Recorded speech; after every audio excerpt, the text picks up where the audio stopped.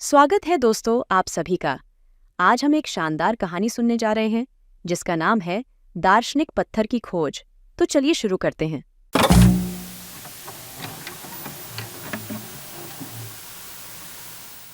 हिंदू पौराणिक कथाओं की समृद्ध टेपेस्ट्री में एक ऐसी कहानी मौजूद है जो क्षेत्रों का पता लगाती है। एक खोज जो ज्ञान, दृढ़ता और आत्मज्ञान की खोज का प्रतीक है। पारस पत्थर की खोज। बहुत समय पहले प्राचीन ज्ञान से समृद्ध एक राज्य में अर्जुन नाम का एक युवा और जिज्ञासु ऋषि रहता था।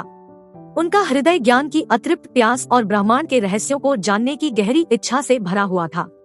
एक दुर्भाग्यपूर्ण दिन प्राचीन ग्रंथों द्वारा निर्देशित और ऋषियों की कहानियों से प्रेरित होकर अर्जुन को पारस पत्थर के बारे में पता चला। एक रहस्यमय कलाकृति जिसके बारे में कहा जाता है कि इसमें शाश्वत ज्ञान और आध्यात्मिक ज्ञान की कुंजी है।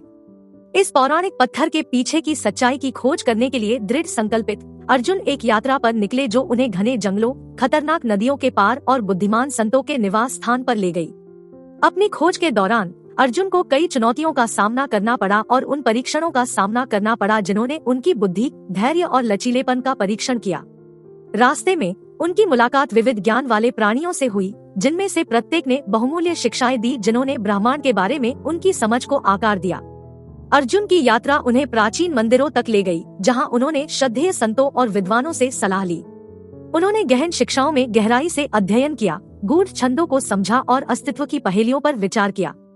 जैसे जैसे वह अपनी खोज में गहराई से आगे बढ़ा, अर्जुन को एहसास हुआ कि पारस पत्थर का असली सार कोई भौतिक वस्तु नहीं बल्कि एक रूपक प्रतिनिधित्व था, आंतरिक परिवर्तन और आध्यात्मिक प्राप्ति का प्रतीक। अपने परीक्षणों और कष्टों के माध्यम से अर्जुन ने एक गहन आंतरिक यात्रा की। उन्होंने सीखा कि दार्शनिक का पत्थर व्यक्ति की चेतना की गहराई में ज्ञान, आत्मजागरूकता और आत्मज्ञान की पराकाष्ठा के भीतर रहता है। अर्जुन अपने राज्य में भौतिक पत्थर के साथ नहीं बल्कि ज्ञान से भरे हृदय और ऋषियों की शिक्षाओं से समृद्ध मन के साथ लौटे थे।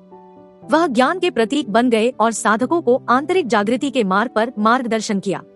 पारस पत्थर की खोज ने अर्जुन को और उसकी कहानी सुनने वाले सभी लोगों को सिखाया कि सच्चा खजाना बाहरी गतिविधियों में नहीं बल्कि आत्मखोज और आंतरिक परिवर्तन की खोज में निहित है। यह हमें याद दिलाता है कि सबसे बड़ा ज्ञान हमारे भीतर पाया जाता है, जो आत्मनिरीक्षण और आध्यात्मिक विकास के माध्यम से प्रकट होने की प्रतीक्षा कर रहा है। अर्जुन की खोज की यह कालजयी कहानी आज भी गूंजती रहती है, जो साधकों को आत्म साक्षात्कार और आत्मज्ञान की ओर उनकी यात्रा के लिए प्रेरित करती है। कहानी को सुनने के लिए धन्यवाद। अगर आप ऐसे ही और वीडियो चाहते हैं तो लाइक, शेयर एंड सब्सक्राइब करें। मैं आपसे अगले वीडियो में मिलूंगी और मुझे कमेंट सेक्शन में यह भी बताएं कि आपने इस कहानी से क्या सीखा। चलिए फिर मिलेंगे। Bye bye.